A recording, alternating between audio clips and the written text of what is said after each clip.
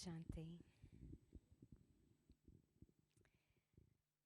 My name is Sister Sharona, and there's almost a feeling to thank you for coming, even though I know it's regular class and everybody will be taking benefit. But I guess the feeling of thanks comes from the original intention of this morning's class. And that is, the other day, some of us were sharing personal experiences and stories of the Dadis. And there was a thought that as much as we learn through the example of the Dadis, and there's such deep inspiration for self-transformation, watching them, hearing the stories of other people's experiences also provide that same inspiration for transformation and excitement about greatness and the power of greatness. So before some of those who would have known the Dadis quite well start leaving for their respective countries, there was the thought to sit together and really share some of these stories. Not just for the benefit that I just described, which we're all going to enjoy, but also because this year and next year there are going to be celebrations, many celebrations.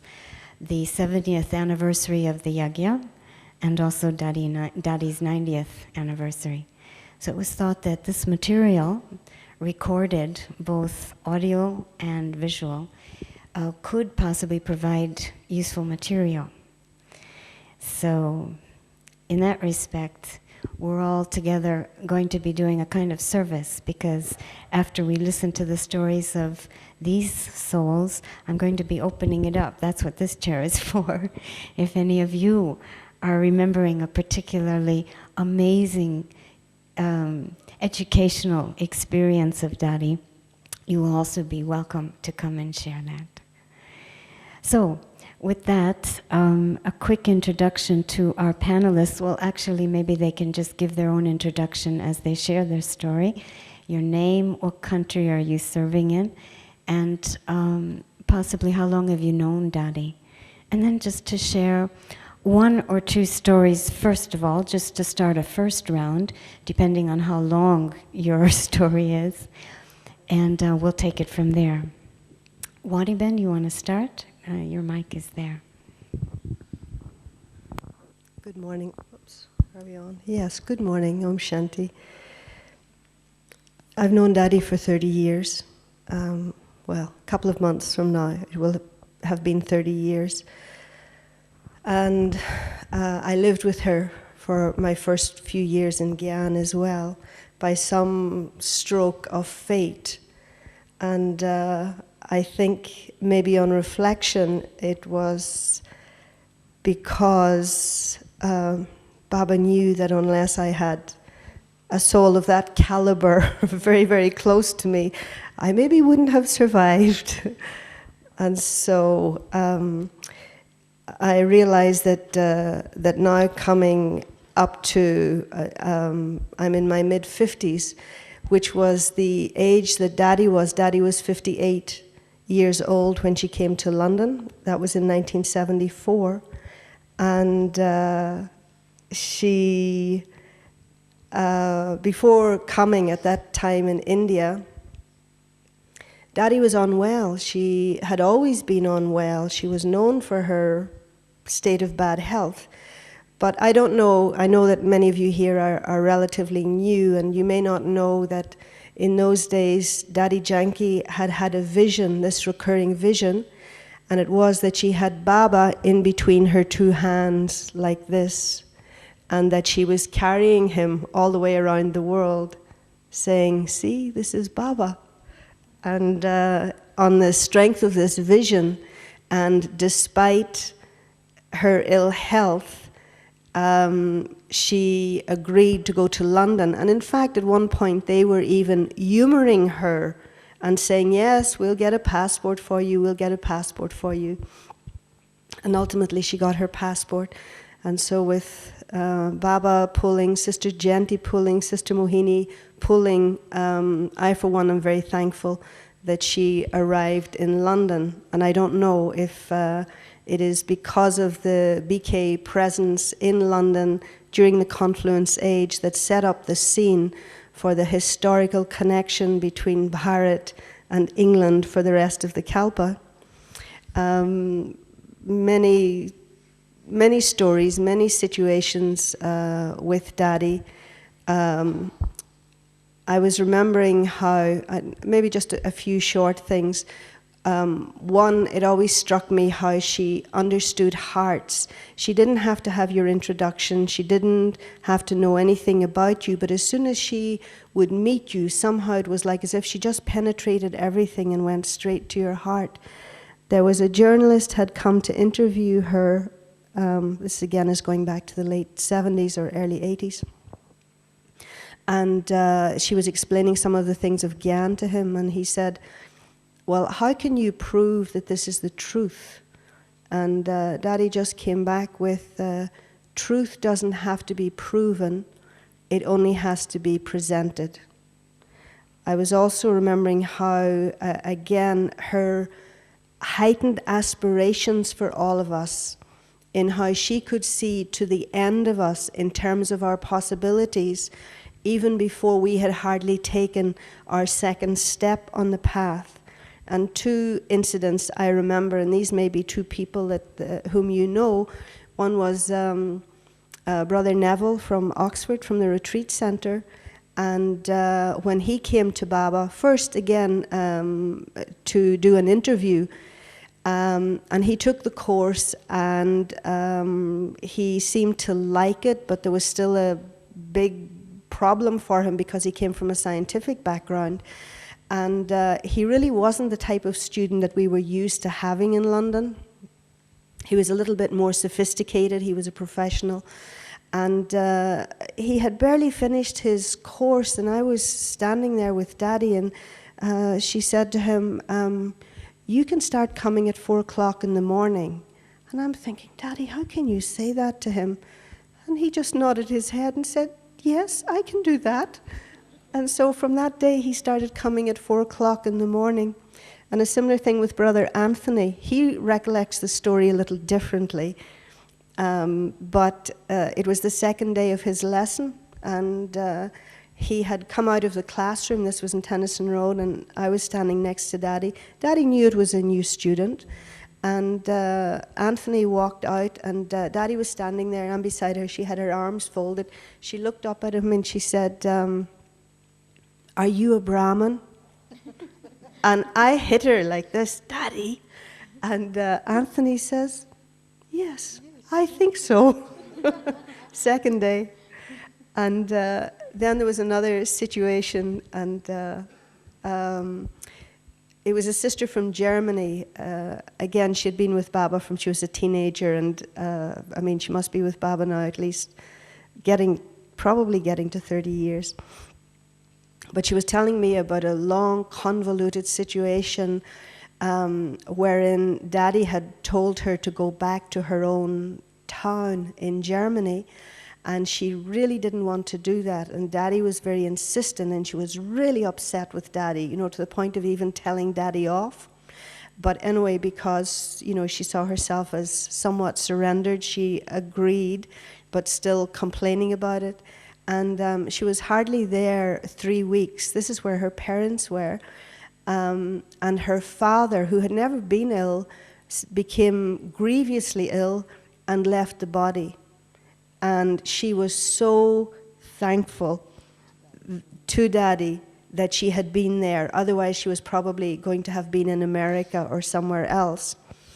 And so after she'd been sharing this story with me, we were here in Madhaban, and I asked Daddy, you know, having seen her operate for so many years, and whether it was you were buying property, you were moving, if it was Lokic situations or spiritual situations, that Daddy always had an answer for you, and every time the answer was correct. And so I asked her, how do you do that? And she said, when somebody comes to me and they have a situation and they tell me what the situation is, she said, I instantly go to Baba. And if I don't get a touching from Baba, then I say to them, you come back and see me in 2 days' time. And if they come back and see me in 2 days' time, I remember Baba again, and I still don't get a touching. I say, you come back and see me in 3 days' time.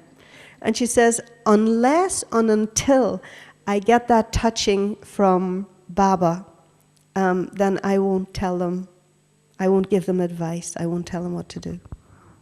So that's just one final thing. It's not so much a story, but again, in the early days, when and it's funny now the fact that we're looking at Daddy's history, when at that time we would have looked at the history of the Yagya, but Daddy now, since she's been in the West. But in those days we used to say, Daddy Kamarka, DDG. I don't know how many of you here knew Didi Manmohini. She, along with Daddy Kamarka, was the joint administrative head, not Daddy Janki, and Daddy Janki, of course, in the West. And we used to say, and I don't know, was it Shakespeare or who it was that came up with that thing, but there are those who are born great. And so we applied that to Didi, because she had been like that from the beginning of the Yagya. And there are those on whom greatness is thrust upon. And that was Daddy Kamarka, because she, at 46 years of age, as a result of Baba leaving the body, became the head of the institution. So greatness thrust upon her. And then there are those who, by their own efforts, become great. And that, for us, is Daddy Janki. I think that's why she's our hero. And we learn so much from her, because we look at her and this is her lesson to us. She says, if I can do it, you can do it. And that's the fire she lights in us. Wadi, I know you're going to be leaving at about 12 or 12:30, so we're really fortunate that you gave us this time. Can you stay? Okay, good. All right. Pratibha? Yes, great. Om Shanti. I'm Sister Pratibha from Africa. I'm based in Kenya, Nairobi, and I've known the Dadis since past 32 years. I know I was very young when I came to Baba, but I still have lovely memories. I was in my teenage that time. And I met Daddy Janki first. I was just 3 days old in knowledge, just 3 days. And after London, she came straight to Zambia, to Lusaka. That's where my Lokik and spiritual birth is. And she was staying with us because we didn't have a center that time. So she was with our Lokik family. And it was like, having Dadi fully to our own self, sort of. We could take the most benefit. And not only on a very sort of spiritual level, but we could experience Dadi from her day-to-day life, her lifestyle, her daily routine, and all that. And I'll just start with a very sort of touching experience I had with Daddy Janki, is that maybe the whole world admires Daddy Janki in a very different level, her spiritual ability, her closeness to Baba, what she has achieved. But if we go back completely to a very sort of, physical level, I've seen the modesty and the humility in Dadi a lot. And simplicity, extreme simplicity. Can you give a story? Yes. And I remember the first time when she came, she did not tell our Lokiks that they cook their food themselves, because we were not in Dharna yet. We were just 3 days old. And she was very sweet. She said, today I am going to make something for all of you and share with you. And she made this very beautiful halwa. And of course, after a year, we were in full principles and we were visiting London, Tennyson Road. And still she was making breakfast for us, And what really touched my heart was after breakfast, she served breakfast to us, but after that she was wanting to wash the plates for us. And I quickly took the plates away from her and said, no, Dadi, that I will do it. And so can you imagine, we saw Dadi from that stage. And that was the time it touched my heart so much that even if I become a sister or the senior, so-called, whatever it is, but I have to carry on doing that karma also. It's very important in my day-to-day life. The other thing is that Dadi is so positive in any situation. I was sharing with the NCOs the other evening, but I would also like to repeat here that, you know, she will not get disheartened in any situation whatsoever. And she will create something so positive, and not only create positive, but she has a vision for it, you know, and her vision then it comes true also. And I was sharing that in the 80s, mid-80s, I was traveling with Dadi Janki. I had the opportunity to travel with her to Oxford. And in the car, it was Brother Ramesh from Bombay, and myself, and Sister Jayanti and Dadi Janki, and the brother who was driving us to Oxford, Brother Andrew. There was no retreat center at that time. No, yeah. It was in the 80s, 85 to be very precise, and we didn't have the retreat center there, nothing. There was no center there. We were going for a program which Dadi told us in the car, that we are going for the inauguration of the Oxford Center. And this was the first time Dadi was going to Oxford. I was also going first time. And Dadi was asking Sister Jayanti, you know, that what is Oxford known for? And Sister Jayanti said the universities. Oxford has the best universities in sort of the world, most of the best universities in the world. And Dadi said, oh, okay. And you know, she just registers. She doesn't just start commenting or sharing anything. And then she said, okay, today we are going to encourage the instrument soul, and we are all going to share in the program. Now, the first instinct when somebody tells you you're going for an inauguration of a center, what comes to your mind, you know? And so, of course, it's a program, a few hundred people are sitting around somewhere and all that. But when we arrived, it was a tiny little house. It was very small. And of course, one soul was sitting there. One sister was there. That was the public, the instrument brother, and then 5 of us, you know. And I said, all 5 of us are supposed to share. So we were ready. We were going to share. But to who? To one soul, one public. Anyway, when, you know, we waited for this others to join us, but nobody came, only one was there. So Dadi was very, very positive. And she was trying to bring that positiveness into us also. And she says, even if it is only one soul, you are all going to share. Don't think that because there is only one soul, you will cut short your sharing or nothing like that. Or I will just share, nothing like that. We are all going to share. And we all shared. But then when she started sharing, you know, there was so much enthusiasm in her. And I could feel the energy till today, because I saw the outcome of what she was sharing. And she said, Jayanti was just telling me that Oxford is very well known for its universities in the Lokik world. And I can see that Baba's going to have a spiritual university in Oxford, a very special one, and students from around the world are going to come to this university. And this is Baba's very first child of that university in Oxford, that one, you know, soul. I don't even know who that soul was, to be very honest. So, you know, Dadi was very positive. Of course, we left Oxford and we came back. But in '93, when we got the retreat center, and when I arrived there, and I shared this, you know, of course, at that point, I think Dadi Janki did not remember.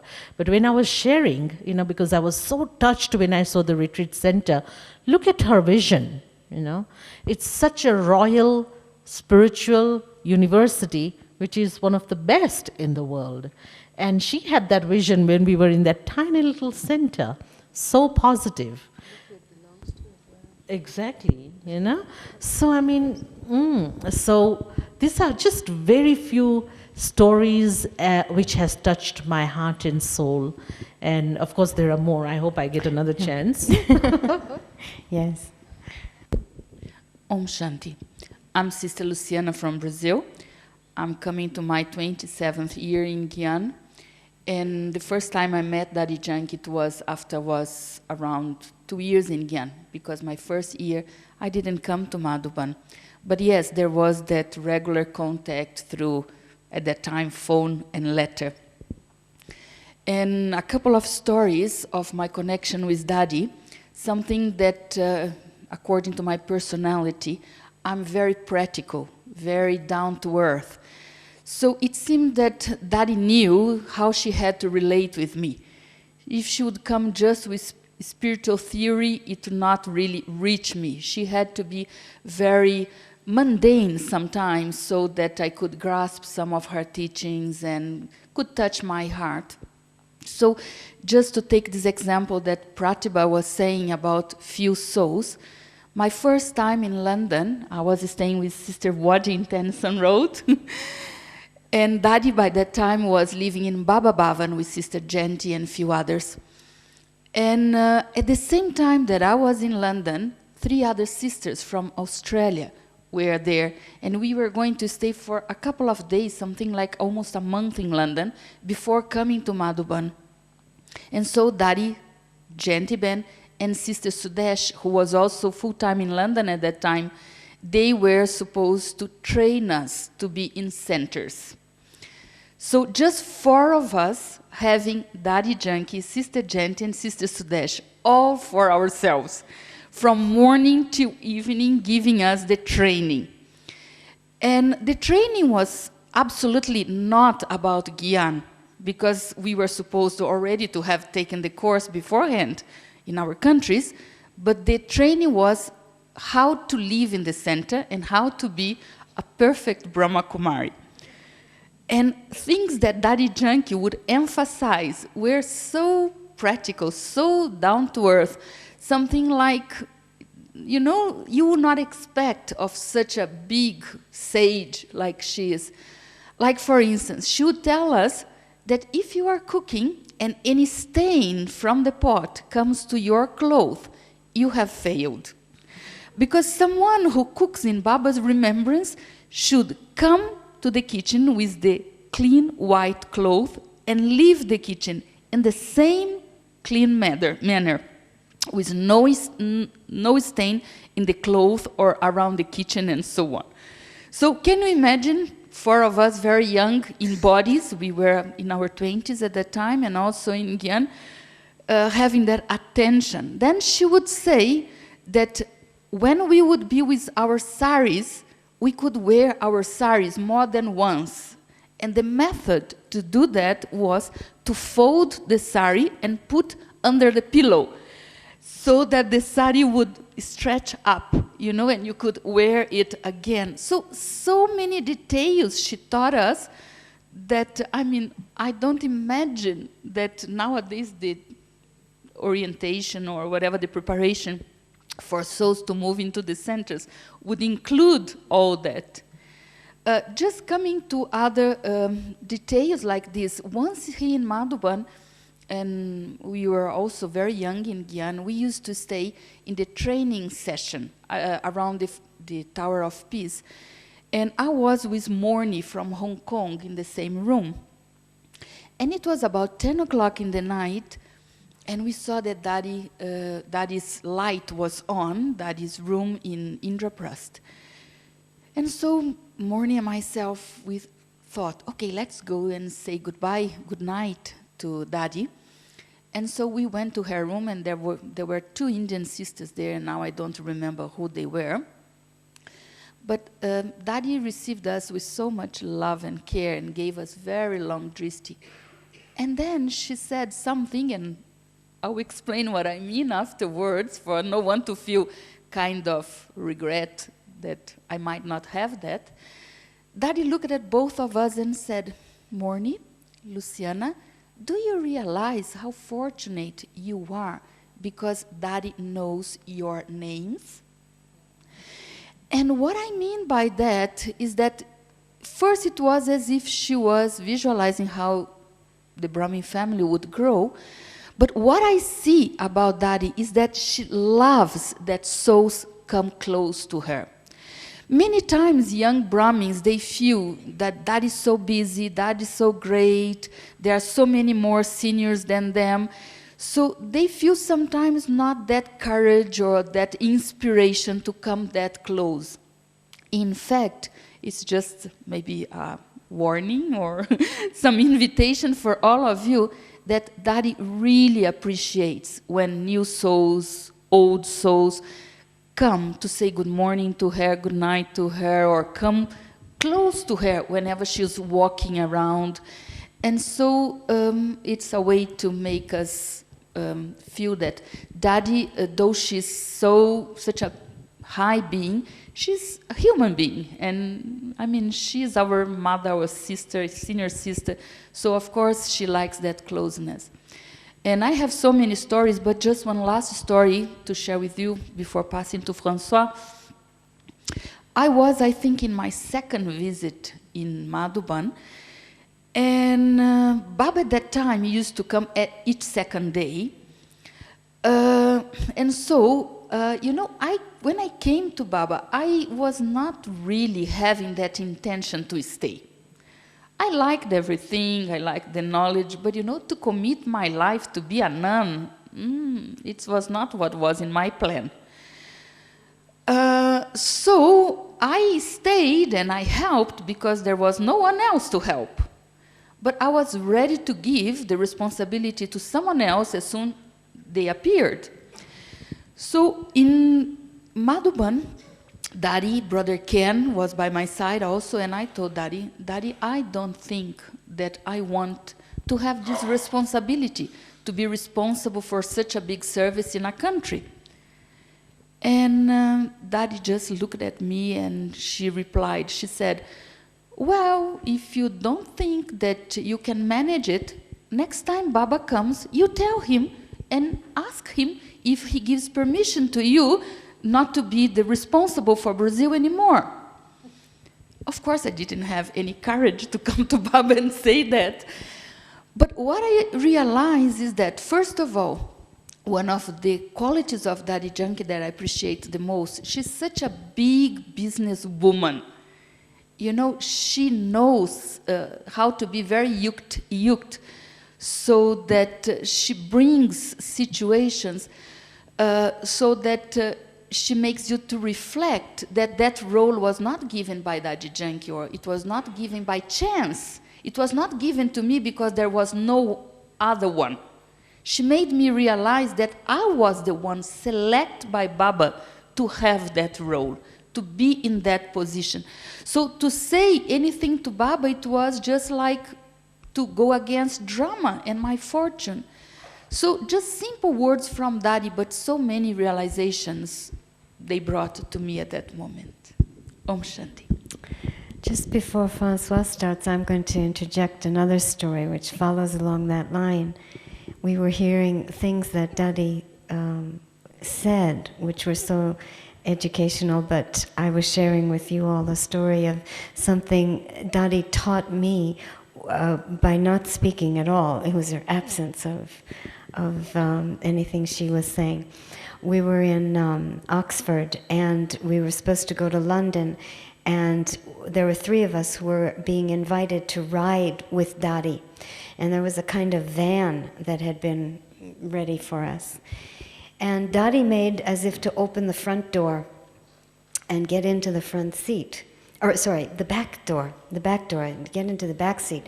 And I immediately felt that Daddy was doing that because she felt that she should be on service and sit with us and be with us. And I wanted her to be free of that, to relax a bit, to have some silence time if she wanted that. So I reached for the front door handle and I said, Daddy, you sit in front.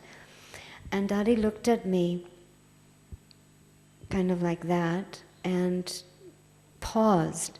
And I insisted. I said, no, Daddy, please, you sit in front. Because front seat was also a little bit more space and more royal. Without another word, Daddy just got into the front seat, you know, And I shut the door. We got in the back. Within 5 minutes of driving, I understood what a big mistake I had made. The whole rest of the trip, 1 hour, Daddy had to turn her head like this to talk to us. And she continued talking to us. Whole time stretched like this. And then I also came to learn that Daddy never likes to sit in the front seat because it makes her car sick.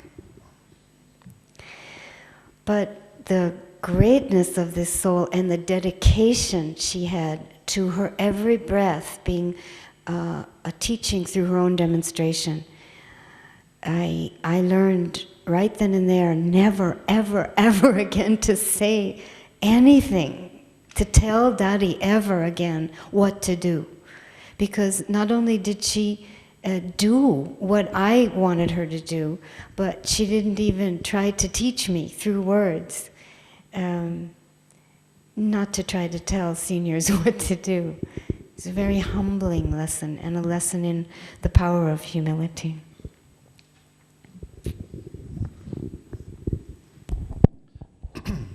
Gentil. My name is Fransua and I'm serving in France. I'm now 28 years in Guyana, but I took Guyana in Australia and New Zealand, so I spent 1 year over there.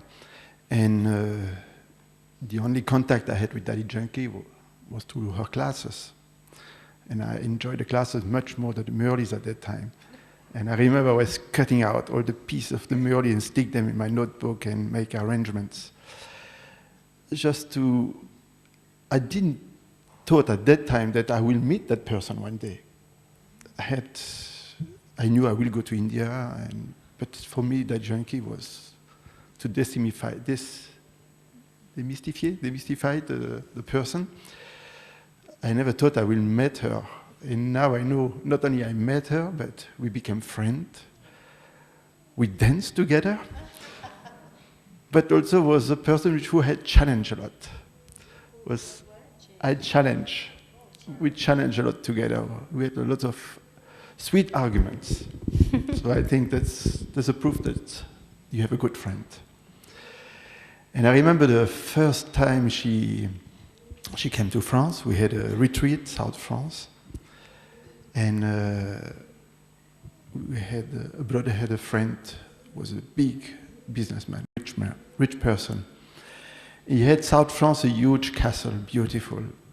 And he says, why you don't have your retreat in my castle? And Hubert Bay was so happy, he said, yes, of course, but it's Daddy Junkie coming. And we talked to him who this person is, spiritual person, and he tried to make up his mind. And Daddy was landing at the Bordeaux center, at Bordeaux airport. So he says, let's go and pick her up. We're quite a few people, so we need 3 cars. I say, yes. So he says, anyway, I have 5. So I think we should take the Oldsmobile, the Jaguar, and the Rolls-Royce to pick up Daddy. I say, I'm not sure if that's really what Daddy wants, But I don't mind if we take her with the Rolls-Royce. That looks good, looks royal.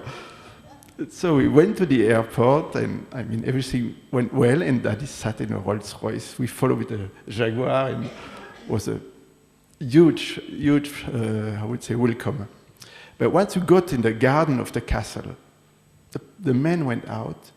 He put out the French flag here, like Monsieur le Maire, put his French flag, and he became so official, because so happy to He became what? Official. Official. Very official. Mm-hmm. And the car was quite okay, but suddenly when we were in his land, in his territory, so he gathered all of us on the lawn, and we had the mic, everything was ready there. He put his the French flag, and he started to give an official speech, to all of us and to Daddy and to welcome her like I think the French president can do, And we laughed for a short time, and then he became extremely serious and Daddy went to him, start replying to him slowly. Started what? She replied to him Replying. nicely, and in 6 minutes, this man started dancing. He left his things, he was dancing. We couldn't believe how quick Daddy, we don't know what she did, you know, what she said, I don't know. But this man who was a businessman, rich, from this level of being so official, became a child, started dancing, and he was already, say 1,000 times thanks to Daddy to have such a high person on his property, you know? So for me, this was one of my first contact with Daddy, how much the power she has to move people, and to touch people, and we don't know how she does it. Now we have a new idea about it. And on the same retreat, because you were giving details how Daddy, how she operates. But for me, Daddy, to compare her, I would say she works like a hologram. You know the hologram? If you have only one little piece of the hologram, you can see the whole picture of the hologram. And that's how Daddy works. One detail, she knows everything. Yeah. And we had this retreat. Of course, we were young in Guyana, so arranged it as the best we can. And then we offer Bog. It seems that Bog is following me. So we offer Bog, and you know, Daddy often looks what is in the catteries. But she didn't look exactly in the catteries. Suddenly she took the curtain, you know, the cloth, and she wants to see the table. And the table were 3 cardboard boxes. We piled them in each other. So she could feel there was something here, you know. But she kept her stage. We laugh, but she said, that's all right. We do camping, that's okay. So we offer Bog. When it was finished, she asked me how this stage is built. I say, what she wants to know now. You know, I say, listen, it's wood, it's a stage, well done. And she wants to know more about it. I say, okay, let's go. And she found out the whole stage was built on canned food. You know, we found, because we didn't know how to make a high stage. Canned foods. And this guy had a huge store. And we found out there were canned food, that size, all the same height. Cans of food, the same height made there the was spaghetti, there were tomatoes and peas. And so we put them there, the plywood on the top. This was our stage. And she saw it. And how she found out? How did she find out that we had built the whole stage on canned food, you know? And the table for Bog was with cardboards. You know, that was for me the first time I saw Daddy, you know, picking up little things and seeing the whole lot. Yeah. Okay, I will give you different stories with my argument with Daddy.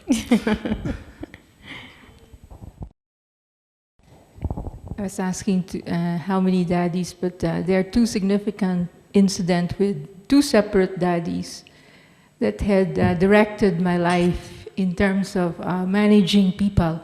One really happened to me in '89. I came to Baba as a professional, and so you have your low-kick way of running organizations or things, and as we say, this is not an organization, this is a family. So you carry with you all of the sophisticated things, but I think so. I made a few mistakes, and it was in 1989, I think, that I was in a sense, and that was the time when Daddy Comarca has been very active, even in foreign service, that she actually comes to our meetings, and I was told that I have to meet her, and I know why. I mean, I'm going to be, you know, my ears will be pulled, okay, in one way or another. And, you know, being called to the principal's office is bad enough. Being called to the president's office or university, the university president's office is, what would you feel, you know, being faced by Daddy Comarca? And I knew her name, but for us it is always Daddy Comarca. And So I forgot to introduce myself. I'm Backy from the Philippines, 23 years in Gian.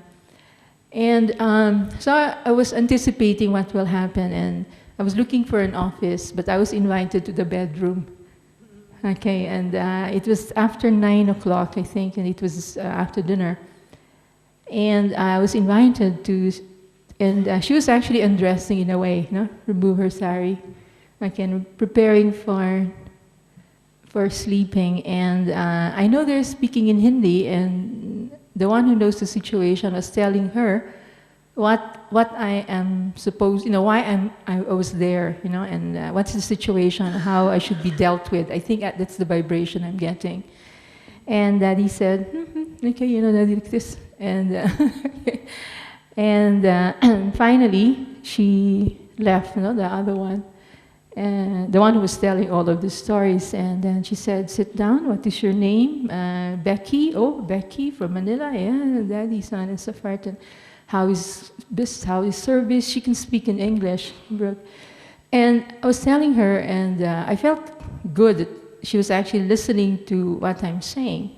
Never asked anything about what the problem, never mentioned anything about what the situation, but she made me feel so comfortable.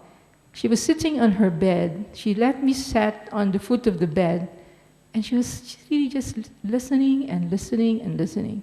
And then she said to me, Acha, says, you want Toli? I said, yes, Daddy. Okay, so I gave me Toli, and gave me a very nice drishti, and hugged me and said, okay, good night, now you know what to do. And for me, that's a very good example of how to handle misbehaving people. Okay. Well, what did I do? Okay. Well, according to the reports, I'm a very abusive teacher, okay, in a way. Well, those are the reports that, most of the students then were older than me. And, I stick to the rules, that they should not come to the kitchen, they should not open the refrigerator, there are many don'ts, and yet they're the ones who donated those things, all of these things. And, all this beginning, it's just a beginning kind of thing. And, that I'm politicizing, because I came from an activist, I march in the streets, so every time they want to create trouble, I said, I use Gian to to go partisan and political and all of these things, and so it was kind of big at the time in a starting center. I think it's. But what my insight into this is the ability to give the trust, and I think that the mere fact that we are volunteers in a way, and we have the best intention. Maybe we don't have the best yuktis and yet we have the possibilities of really being a great resource for Baba. I think she balanced it and made me feel that I belong. And I think this is what Baba is keep on telling us, to make us belong, to make people belong to us so that they can begin to use their effort. And since then, I think, and then I began to figure out, maybe that's the way I should deal with discipline. And I began to set discipline in no more don'ts, no more thank you for not, bringing your slippers in, not anymore that. But I remove all of those, a little bit more relaxed in a way, and I said, okay, people are adults, they will understand. We have to learn through signals. And I think that's one aspect of Daddy Comarca, that to really belong, to really make people belong to you. In relation to that, Daddy Janki, and this did not happen to me, but I think there was a teachers' gathering, and one of the teachers who were with us were complaining, Daddy did not give me drishti, Daddy, you don't even, when you give me toli, you did not look at me, and all of these things. It was like, what do you like from Daddy? I think it was the last meeting of teachers. And Daddy said, is there anything you need from Daddy? And everyone was saying, and then this, I cannot remember who that was, but the teacher said, well, Daddy, I've been here for 2 weeks. You always give, longer drishti to them. You never, you never smiled at me. You never did this, And you know what Daddy said? Didn't say anything, just come. Just open her arms. And I think she was kind of hesitant. So what she did was stood up and actually held the teacher's hand and then allow her to come with her to her seat. And there was this footstool, and then they keep on hugging. And I said to myself, wow, when can I do that? You know, you get this daddy in front of you, you're all told, you know, of course you will focus on what you have taken from them rather than your complaint. And yet, you know, he was more answering her need, more than react, more than, you know, what should I think about it? Never created a waste thought. And I said to myself, maybe that should be an attitude of a server, that constantly anticipating what other people need rather than what you need. Because if it is your need, then you're asking. If it is you're anticipating their need, then you're really serving. And I think that's two examples of seniors who actually taught me in little ways how to really serve, to work with discipline and yet be relaxed about it, to trust people, and at the same time to really, really go beyond maybe the insult. And maybe she did not get insulted, that's what I'm saying. And sometimes when I complained to Daddy and said they don't trust me, and she would say, but you don't need trust, I trust you. You know? And I think this is where we have to learn from them in this way. So thank you very much.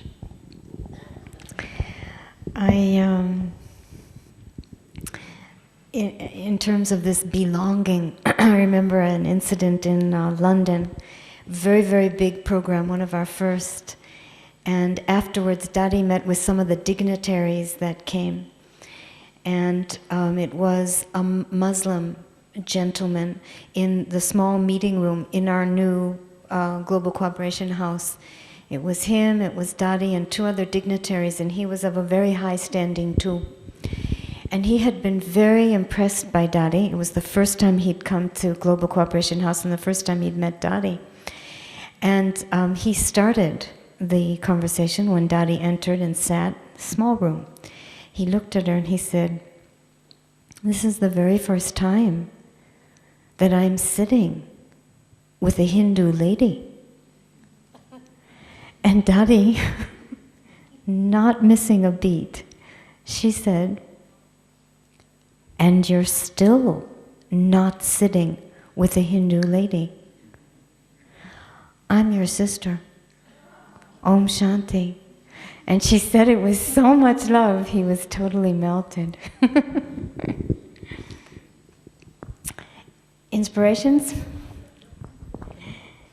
Okay, I think I'll share my feelings about Dadi Kumarka, that is Dadi Prakashmani. Stories. Yes, yes, story. Although the Dadis have got so much of responsibility, administration, a lot of things to take care about, but they notice little things, and we think it's very ordinary, but it actually touches your heart. This was my third trip to Madhuban in 1975, and as I told you, I was still young, and I came to Madhuban first, alone, and I was with Indian Kumaris, and of course I don't know a lot of things, laundry and washing and putting, on the lines. I didn't know all those things anyway, but I was learning. And what I did was, in 1 week's time, I lost all my socks. And it was Christmas time, it was December, because I never used to put clips and then the monkeys would just take it away, and I don't know where the socks were going. And then, of course, I would not ask anyone, I would not bother, but I will stay without socks. And I move around without socks. And it's winter, it's really cold. I do not know who told Dadi Kumarka, that is Dadi Prakashmani, Dadiji, that I am not wearing socks in cold weather. Well, I just revealed the main thing first, but really, Dadi called me, you know. And I was like wondering why Dadi was calling me, you know. And when I went to her room, she said, "Are you okay?" I said, "Yeah." "Everything fine?" I said, "Yeah." And she goes, "Why are you not wearing socks?" You know, and she already has had a few pair of socks next to her. So that means she called me for that, not that she noticed then only. And she said, "What happened?" And I told her, "Dadi, they're all lost," you know. And she goes, "Okay, take this and start using, but don't move around without socks." Now, can you just imagine, at that time, maybe we think it's completely ordinary, although I didn't feel that.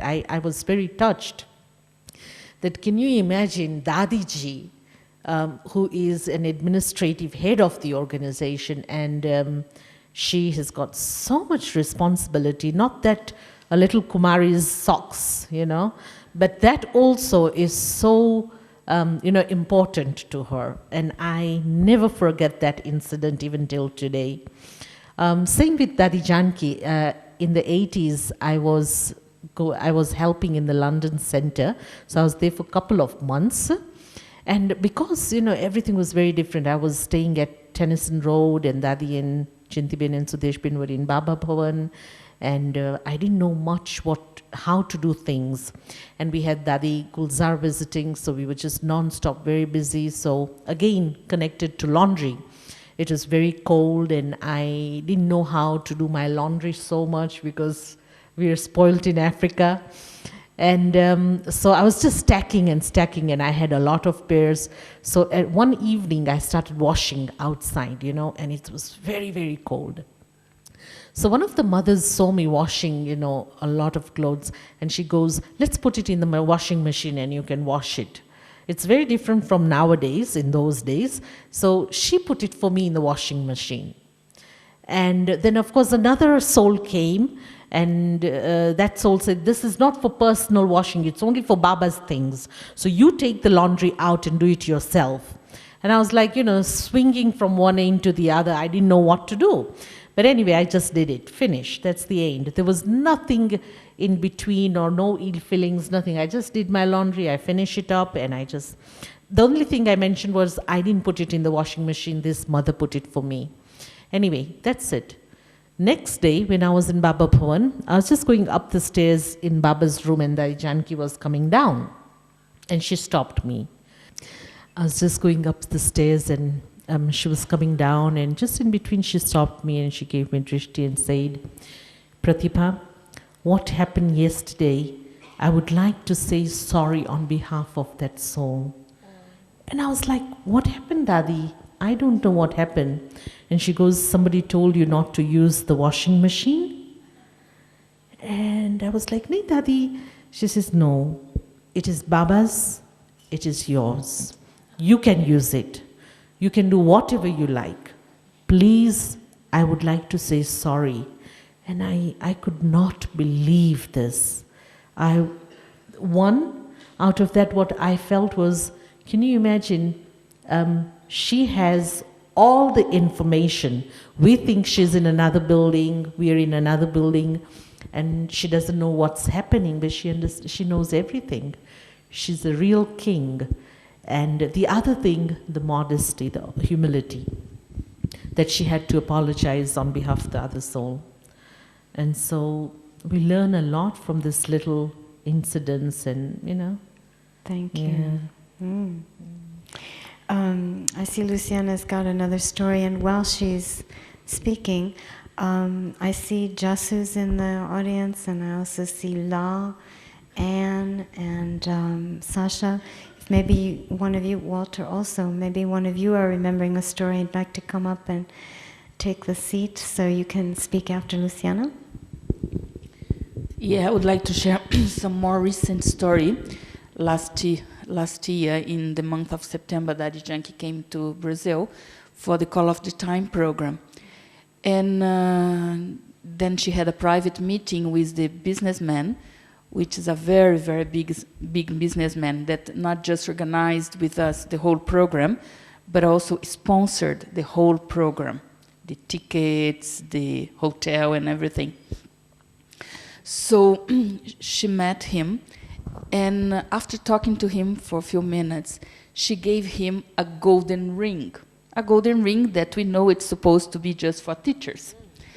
And this man not even is a morning student. So why I'm sharing this incident? Because one of the things of Daddy that marvels me a lot is her ability to break the rules. Because she understands the principles behind everything. So whenever she follows or she does any action, she's not doing just out of a mechanic attitude. She's not doing just because it's the rule to do this or to do that. But she comes always with a fresh intention and fresh attitude facing whatever is there. And not just that she gave him the golden ring, but she also told him, you are Arjuna, and you are going to, be the first one to inspire so many others like yourself. And this man took so seriously, that we had then to explain to him who Arjuna was, and one of the brothers also that is here in Madhuban this time, who is from the same city of this businessman, had to find out a picture of Arjuna to give to him and everything. So just this aspect, sometimes we Brahmins, we follow things out of just because we were told, and not because we understand everything. And just one other incident, going back to the first years of Gyan. At that time, when I was very young, I was very, very slim, extremely slim. And there was another sister from Brazil called Wadi, and we always used to come together, and she also was very, very slim. And in fact, she's that sister who is shown in all these images of Madhuban, that there is a kind of Kumari dancing on a rock. She's that one. And another one that was extremely slim was Gayatri from New York. So one day she called the three of us in her room to tell us that we were too slim. And she said, look, Daddy doesn't want you to become fat like many of the Indians, but a little bit more of flesh is necessary. Why? Because you three are young, and if you are too slim like that, the students are not going easily to consider you as a mother. So I understood that as a very unique way of willing us to be more like mature and, more accepting, I don't know what. But she took up this aspect of the physical body, which was interesting. Sasha's joined us from Russia.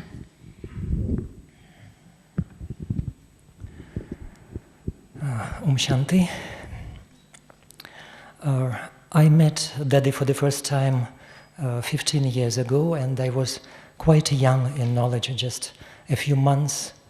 So you can't understand much about who Daddy is at that stage, but still, even that experience was wonderful because, we were preparing to meet Daddy in St. Petersburg in Russia, and there were two driveways, and we didn't know from where Daddy would come. So, and I was mistaken at that time.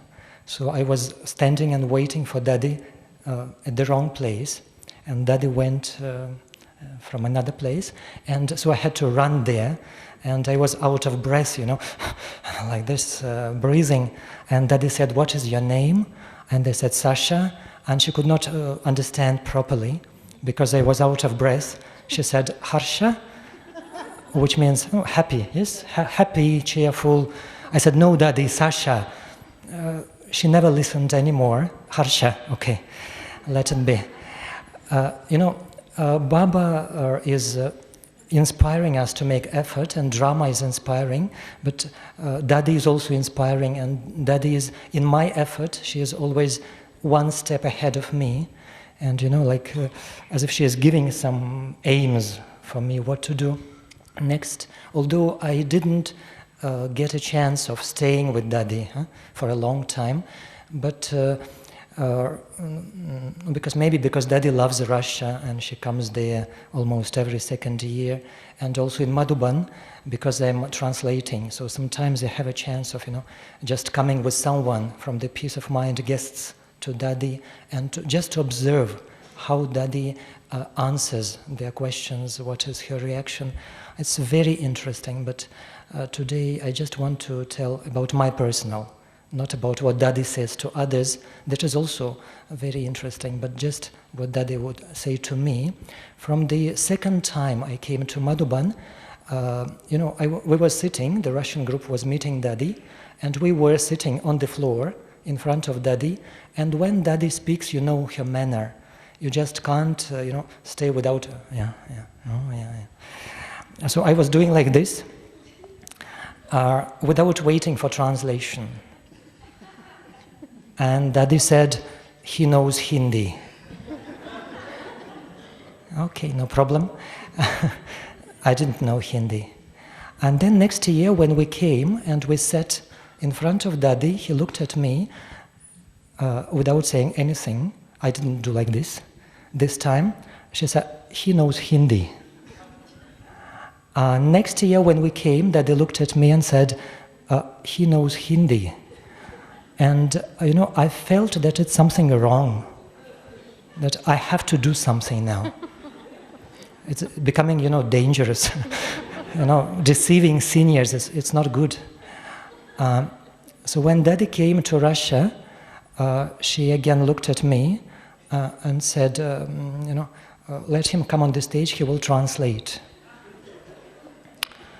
I said, Daddy, sorry, no, I can't, really, I can't. Daddy said, no, you can translate. I said, Daddy, no.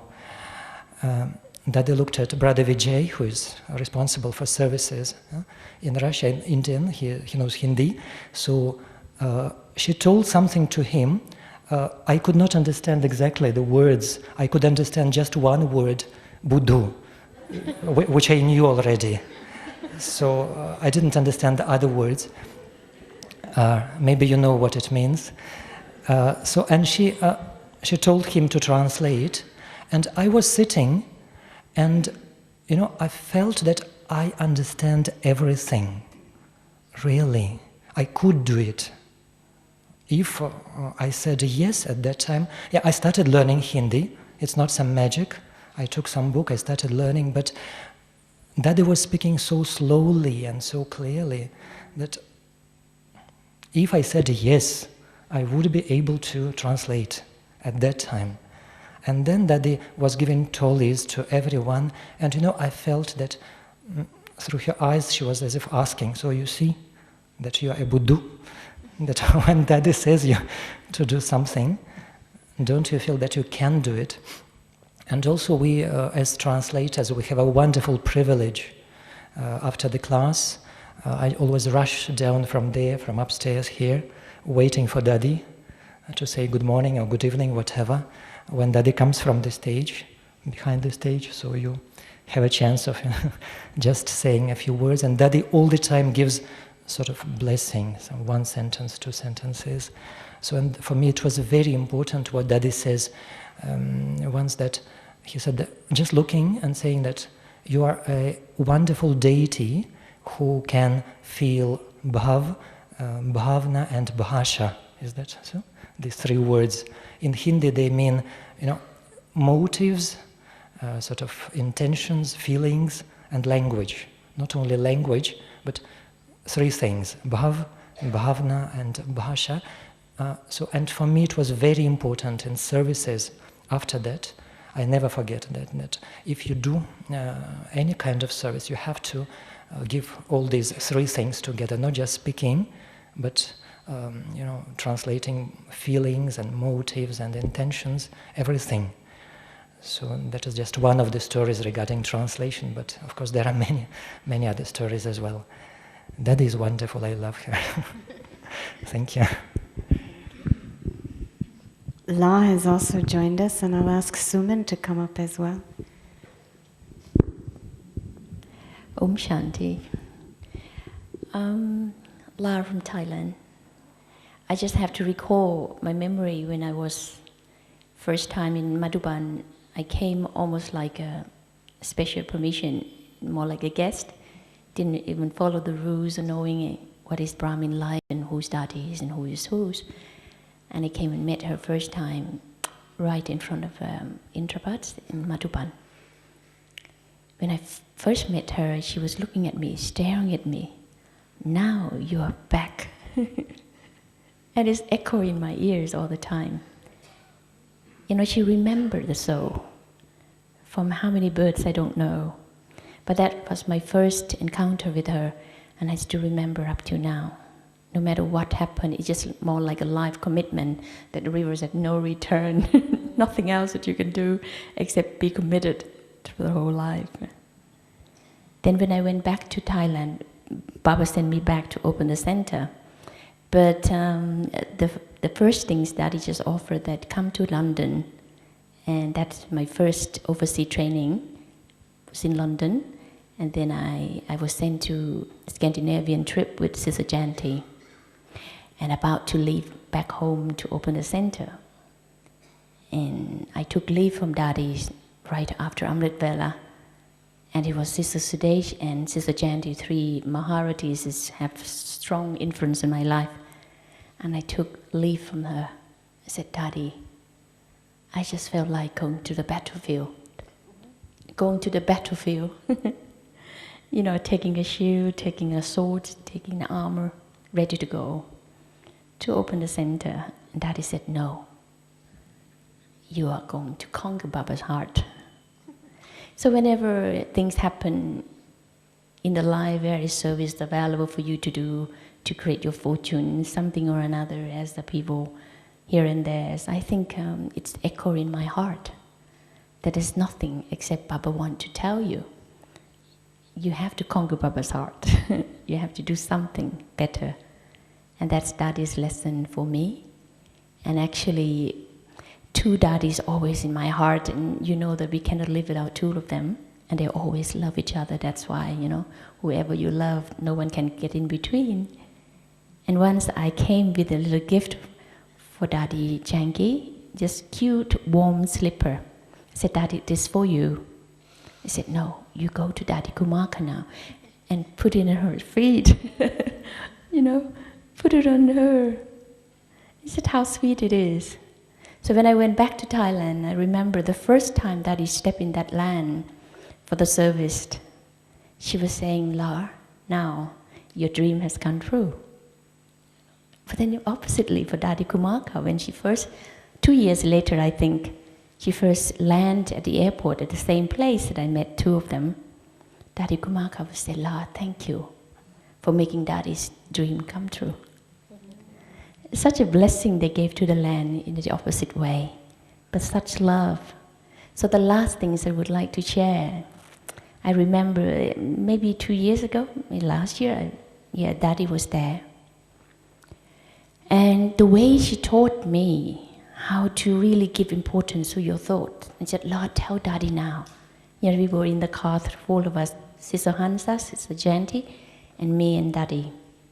You know, we were in the car and we were driving, passing many places. Daddy, want to know what is your thought now. Tell Daddy what you want. I said, Daddy, it just happened to pass one of the Buddhist, not a temple, but like a big place for mass meditation. I said, Daddy, this is my dream. In the future, Daddy have to come back and really conduct meditation for the whole Buddhist monk. And just, it will come true. It will be. So just take it as a blessing. I think she just taught me how to bless your own thoughts, and she just have to let us know whatever you think have to come through. And thanks again, you know, for letting me share this. Thank you. Before I pass it on, Fransua or Backy, did you have another story? Short ones. I want just to join what you were talking about, the socks, and you about how Daddy can break the rules, but in a wonderful way. And I remember we had a meeting, was a long time ago. We had our meeting at the meeting room, actually. It was in front of the Peace, Tower of Peace, I don't know, in a very small room. There were RCOs, few NCOs, were 10 Brahmins, and there was a big agenda that evening. And Daddy came, and the two Daddies, the three Daddies. It's going to be very important. And the meeting starts, it's 8 o'clock, and suddenly we start talking about the tomatoes, the price of the tomatoes in the market. And we spent the whole evening talking about tomatoes, potatoes, the market. So there was the rule of the world, sitting with NCOs and RCOs, Sorry, who was talking about rulers of the world. Yeah, talking about the price of the tomatoes. I liked it very much because when we went out, we laughed. And we said, listen, we had a big agenda. What have we done tonight? But I think it was extremely important, at least for me. Yeah. Because I was saying my sweet fight with Daddy Junkie is a bit like breaking the rules. But it's on the level that she teaches, not with words, but on another level. You know how to link the head and the heart, which we are not very good in that. Because she teaches, I would say, God's system. We come with our logic, and Daddy has his own alogic. Yeah. It doesn't work exactly in the same way, you know. It's like left brain and the right brain. We have to learn to marry the two, to join the two. And that's why things like speaking about tomatoes for a whole evening, this helps me very much to understand there's feeling, there's also intellect. Yeah. But if you use always the intellect, you never will deal with tomatoes, with socks, with the feeling of the people. And that's the main thing. And all the arguments I had with Daddy was, you know, like, you want to rule, you never have authority, you won't get authority. You know, if you put pressure, you are a spiritual dictator, but you are not a spiritual leader. Yeah. And to become a leader, you need spiritual authority. Mm-hmm. And the authority, don't ask for it. What? Don't ask for it. For authority. Authority. Only the people will give you respect and love. Mm-hmm. If you get respect and love, then you have authority. Yeah. So that's the whole way around. You know, like, it's not because you are knowledgeful or you got so much knowledge that you are wise. Mm-hmm. You are not wise, you have knowledge, but when do you apply it? When you are embodiment of it? And all our stories is to relate how a daddy with knowledge has become wise. And every aspect of her life is an example. Yeah. And that's why we found that's magic, but it's in our hands as well. But we have to understand what Luciana was saying. She can break the rules, she plays with it, but she's wise. So she don't break rules, she just understands the rules. Mm-hmm. So that's the difference. Our sister has joined us. She'll have to give her own introduction. One short story?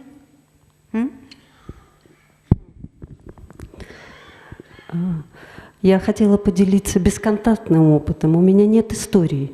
Я не живу в центре. Но тот замечательный бесконтактный опыт, который дает Дади, об этом нельзя сказать. И первый опыт — это то дришти, когда я была совсем маленькая, и это дришти дало мне возможность мгновенно узнать, что это Бог. Второй опыт. Дади сказала: никогда не создавайте мысли трудно и невозможно. И у меня было чувство, что я получила вдохновение, что я получила благословение на всю жизнь. И с тех пор прошло 14 лет. Я никогда не создавала мысль, это трудно или невозможно. Это огромная сила, которую я чувствую, идет от Бхава. Om Shanti, I think you can understand everything. So, yeah, the word drishti. Sister's name is Allah, and she would like just to share, because she does not stay in the center, and she feels that your contact with Dadi was sort of subtle contact through drishti and through her vibrations. And what Daddy gave her through that subtle support, subtle sustenance, the feeling that there is nothing in her life which is impossible. Although she did not communicate to Daddy directly, but just through her drishti, just through these vibrations. And she says that for 14 years already, I have never been creating even a single thought in my Brahmin life, in Brahmin efforts, that something is not possible, something is not real. And this is due to Daddy's sustenance. И это нельзя назвать историей. Мы каждый раз слышим маленькие уроки Дади. И опять же, однажды в самом начале Дади сказала «пхок». Если вы поймете, что такое пхок, то вы будете мыть тарелочку и после этого пить эту воду. Потому что это лекарство, потому что это чудо, это сила. И я опять это приняла как благословение. И с тех пор пхок является действительно моим лекарством. И не только моим. Я им лечу других.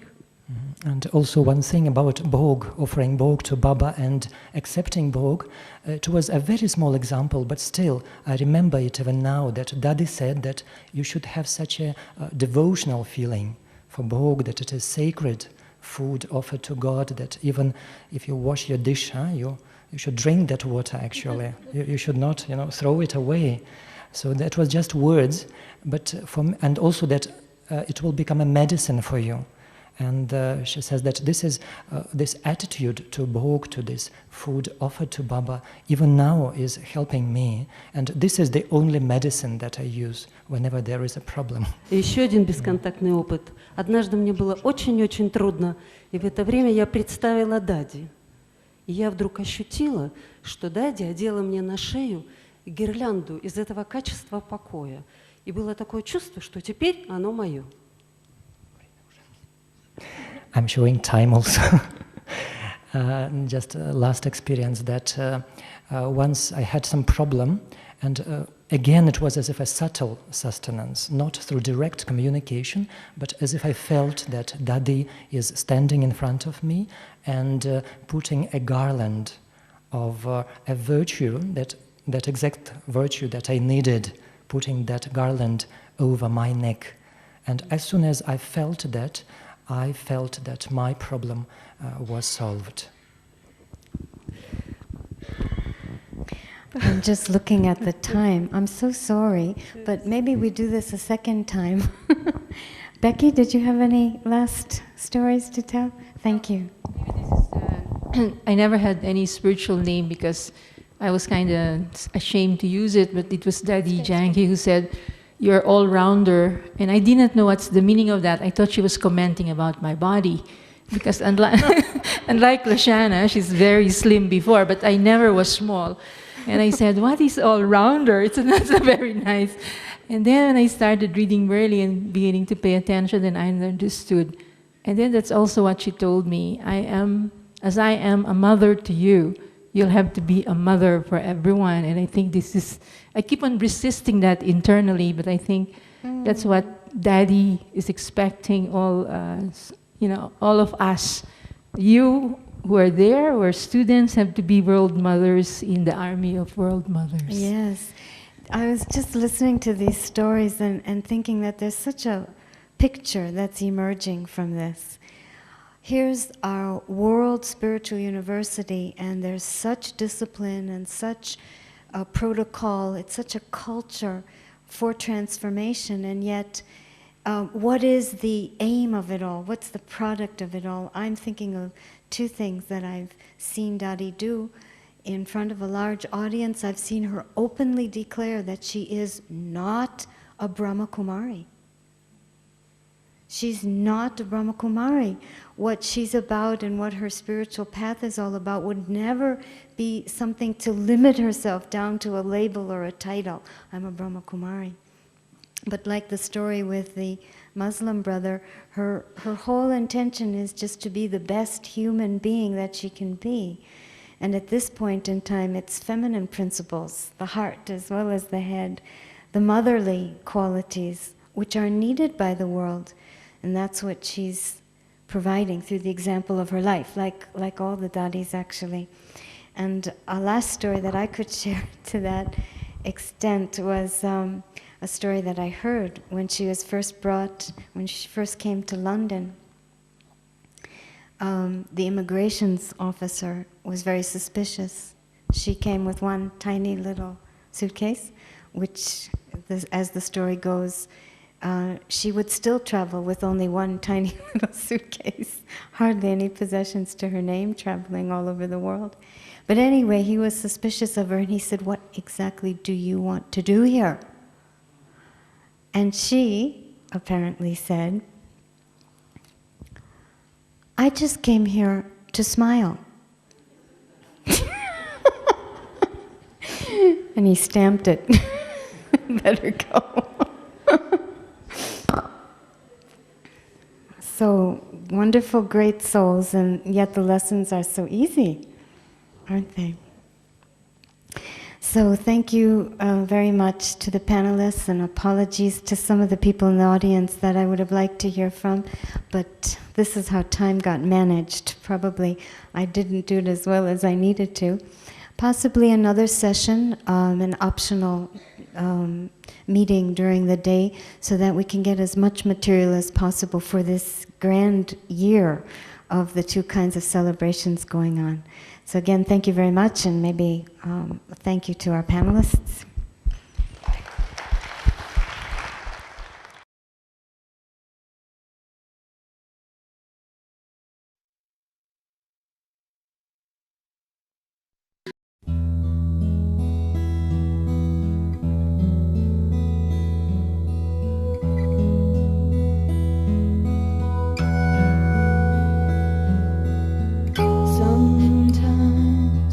It amazes me how strong the power of love can be.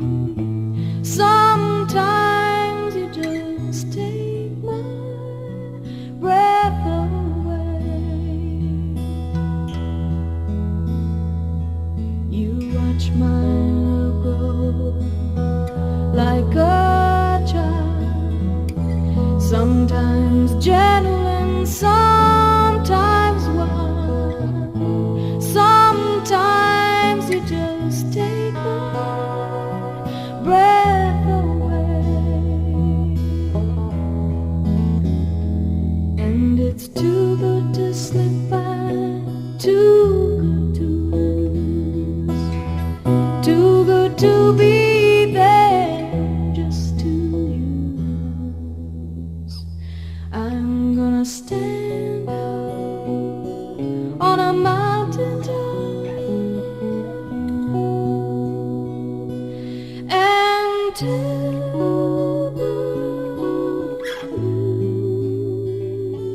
blues that you take my breath away.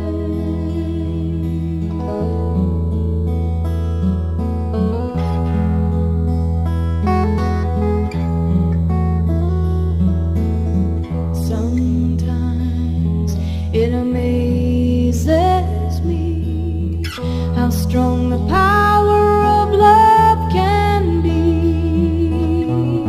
Sometimes you just take my breath away. Your beauty's there in all I see, and when I feel your eyes on me, oh, don't you know you just take my breath away. And it's too good to slip by, too good to lose, too good to be there just to use.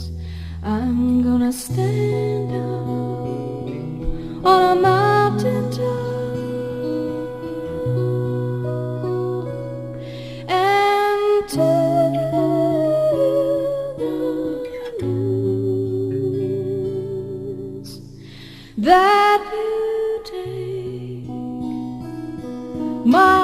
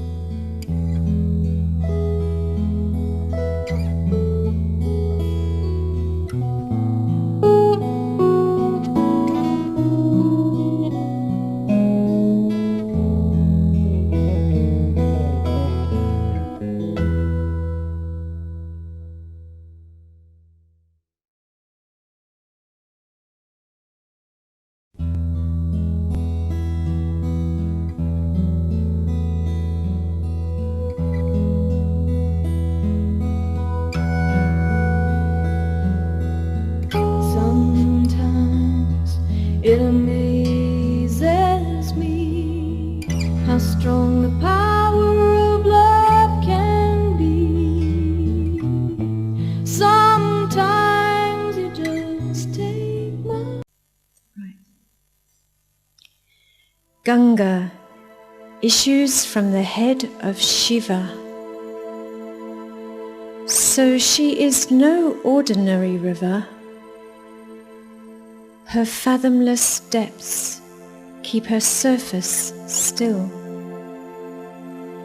A shining mirror, hardly a ripple.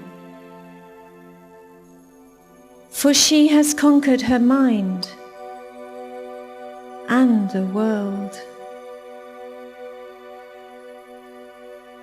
Through her, tremendous power has been unfurled.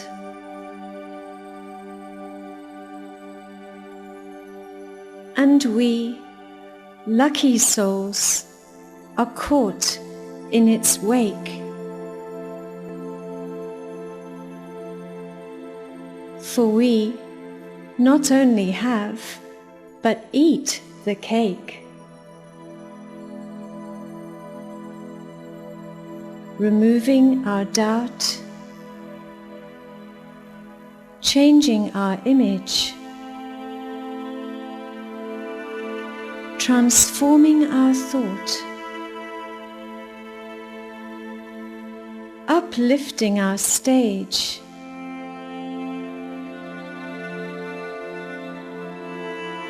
her mighty waters bring storms to calmness.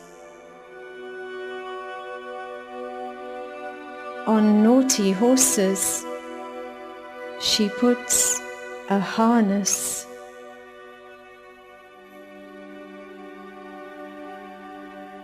Though her intellect is vast, deep, high, wide, so much so that she never needs to write.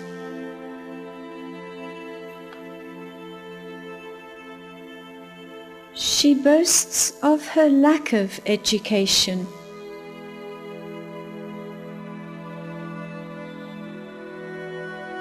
But will pen some special dedication.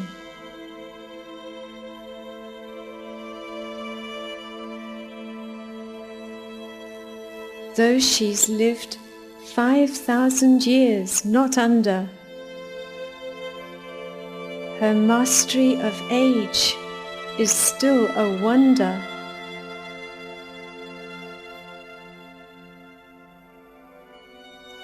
Flowers bloom to greet this spiritual rose, reflecting the sun wherever she goes, breathing in the sweetness of her fragrance. Our hearts blossom and emit a radiance.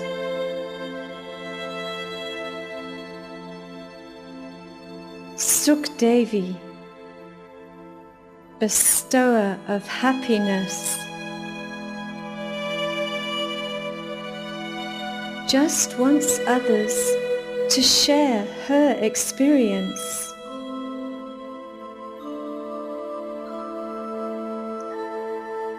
The one whose heart is with the Comforter,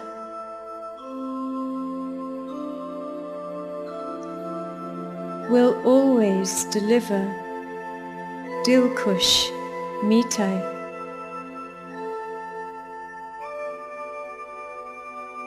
While teaching us loving,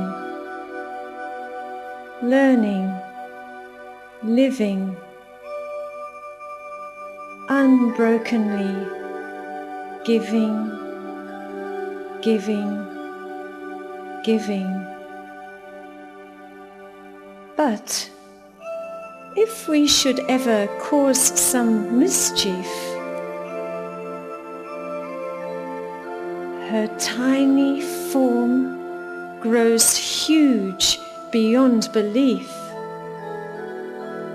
Then aho, watch out any deceivers. as she collects the lost 1,000 pieces of RCOs, NCOs, and teachers, gathering them in from all outer reaches, to offer them in her temple to Ram.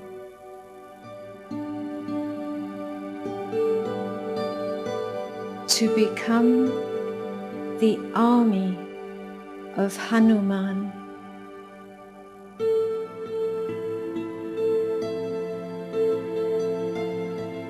Though she wants nothing but to please her Lord, we always try to give her some reward.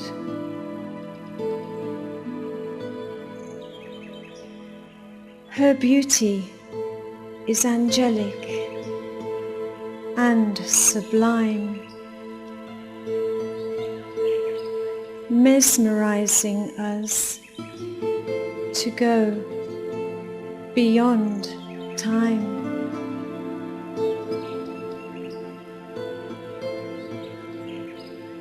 Her complete fullness can feed our hunger, our mother, our friend, our Devi, Ganga.